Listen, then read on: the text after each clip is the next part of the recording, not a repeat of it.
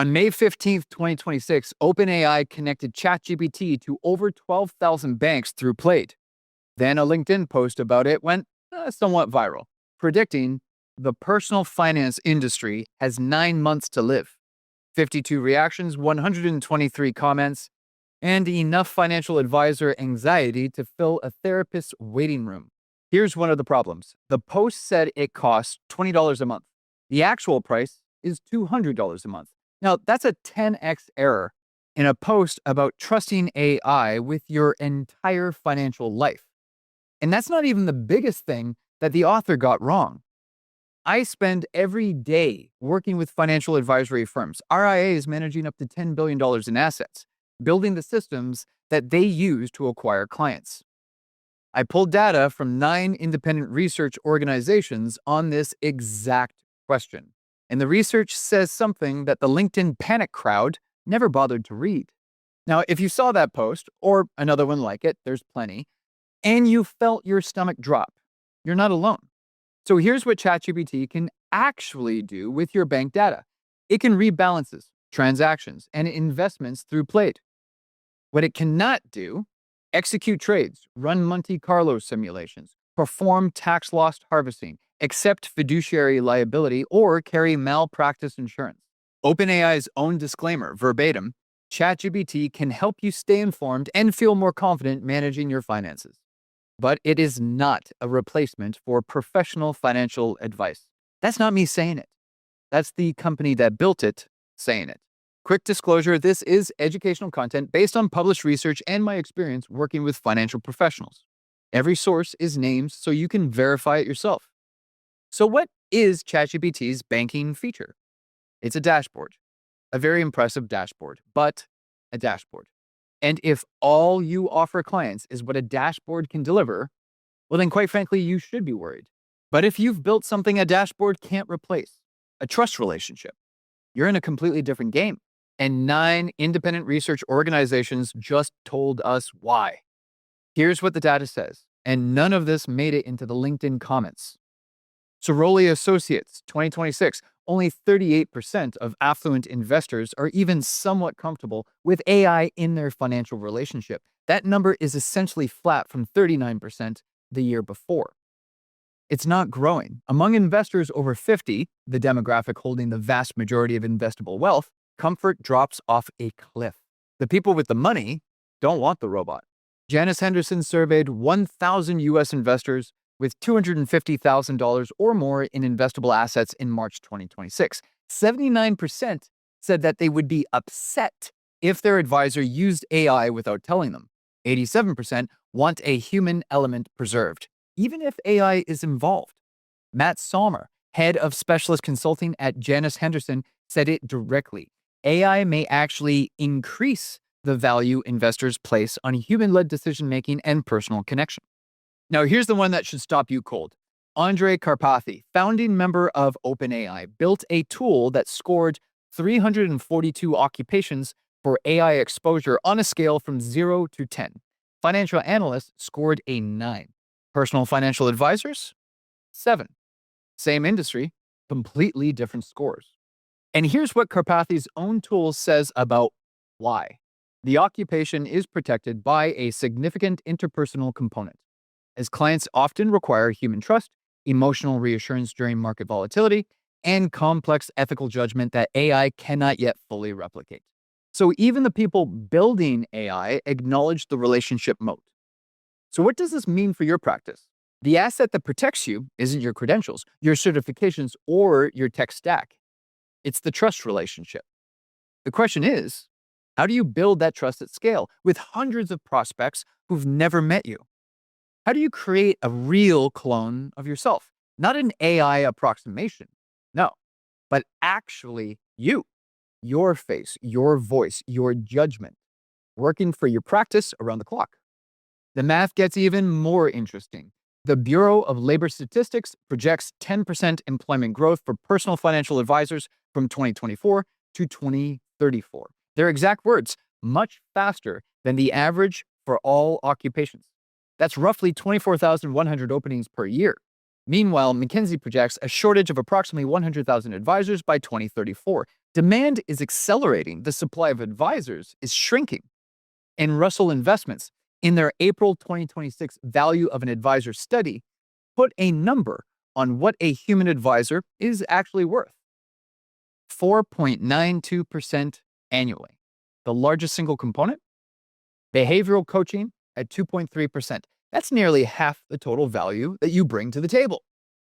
And it's the one capability AI is least equipped to replace. For context, Schwab shut down Intelligent Portfolios Premium, their human plus robo hybrid product, in early 2026. The robo model already tried to replace human advisors at the affluent tier. And guess what? It didn't work. ChatGPT reading a checking account balance isn't a more compelling version of that same experiment. The advisors who should be panicking aren't the ones with a trust relationship. They're the ones without one. Now, I put a lot of research into these videos, but after years of doing this work, after producing over 1,700 videos for financial services, I've learned that I'm still not going to get everything right all the time. If you spot an error, especially anything compliance related, call me out in the comments. I'll address it in a pinned comment below.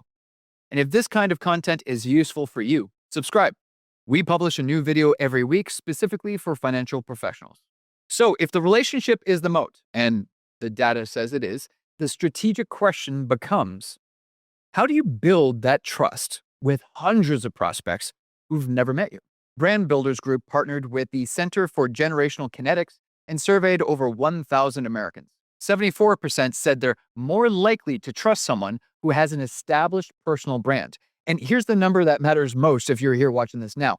55% of Americans say it is specifically important for their financial advisor to have an established personal brand. Not their accountant, not their real estate agent, their financial advisor.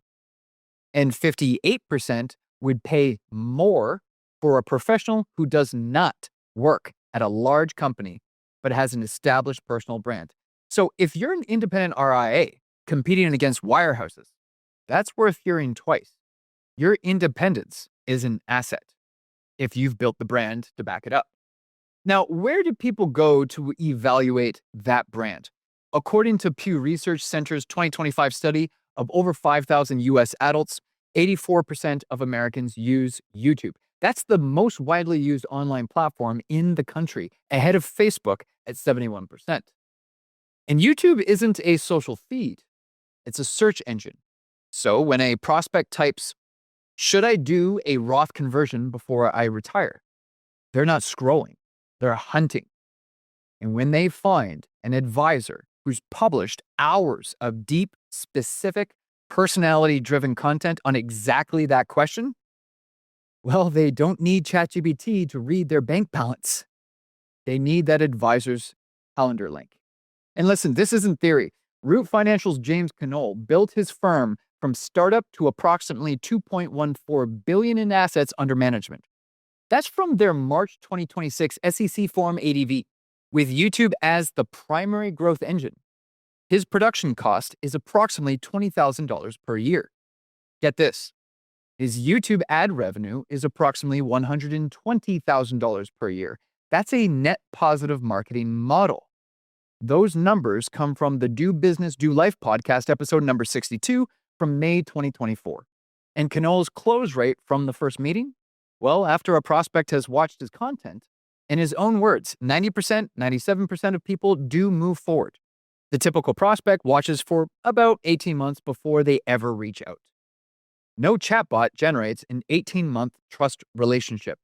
No dashboard produces a 90% close rate. And when PWL Capital was acquired in January 2025, Ben Felix's YouTube channel, well, as of today, has 581,000 subscribers, 33.3 million views.